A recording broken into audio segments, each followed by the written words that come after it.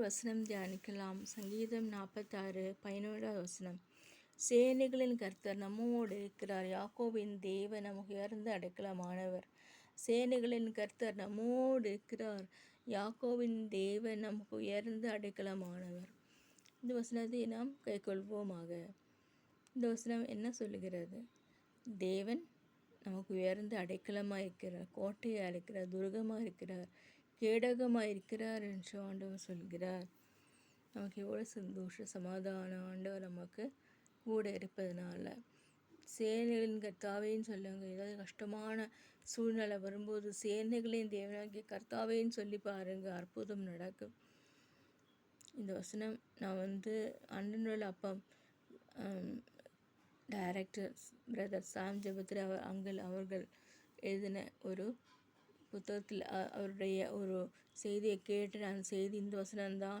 சங்கீதம் 46 அதிகாரத்தில் இருக்கிற வசனங்கள் தான். அது என்னை ஆற்றினது, தேற்றினது.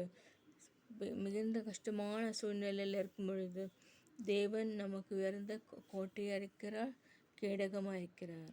எவ்வளோ அருமையான ஆண்டவர் நமக்கு இருக்கிறார்.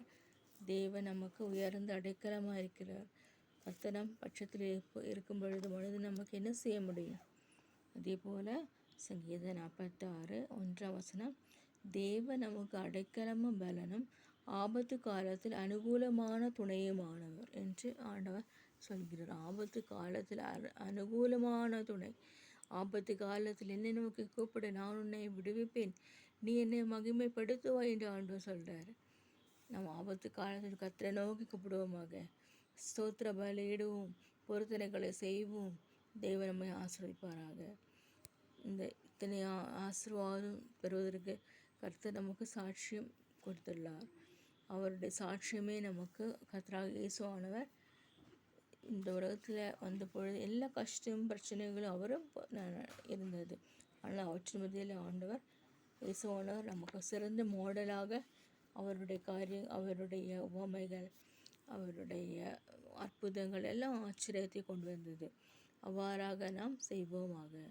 அவ்வாறாக தேவனை நோக்கி பறைசாற்றுவோமாக. கர்த்தரை தேடுவோமாக.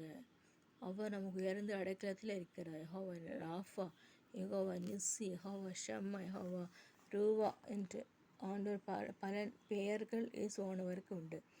அவர் அவ்வாறாக நம் வாழ்க்கையில் தேவன் அருளின காரியத்தை செய்வோமாக. ஒரு ஏழை விதவையின் காணிக்கை. அவர் கண்ணீரிட்டு பார்த்தபோது ஐஸ்வர்யவான்கள் காணிக்கை பெட்டியிலே தங்கள் காணிக்கைகளை போடுகிறதை கண்டார். ஒரு ஏழை விதவை அதில் 2 காசை போடுகிறதையும் கண்டார். இந்த ஏழை விதவை மற்றொன்றில் எல்லாரையும் பார்க்கல அதிகமாக போட்டாள் என்று மெய்யாகவே உங்களுக்கு சொல்லுகிறேன். அவர்கள் எல்லோரும் தங்கள் பரிபூரணத்திலிருந்து தேவனை காணிக்கை போட்டார்கள். இவ்வளோ தன் வறுமையிலிருந்து தன் ஜீவனத்திற்கு உண்டாயிருந்தெல்லாம் போட்டுவிட்டாள் என்றாள். இந்த ஒரு மிராக்கள் நான் ஆட் பண்ணியிருக்கேன். ஆமீன், ஆமீன்.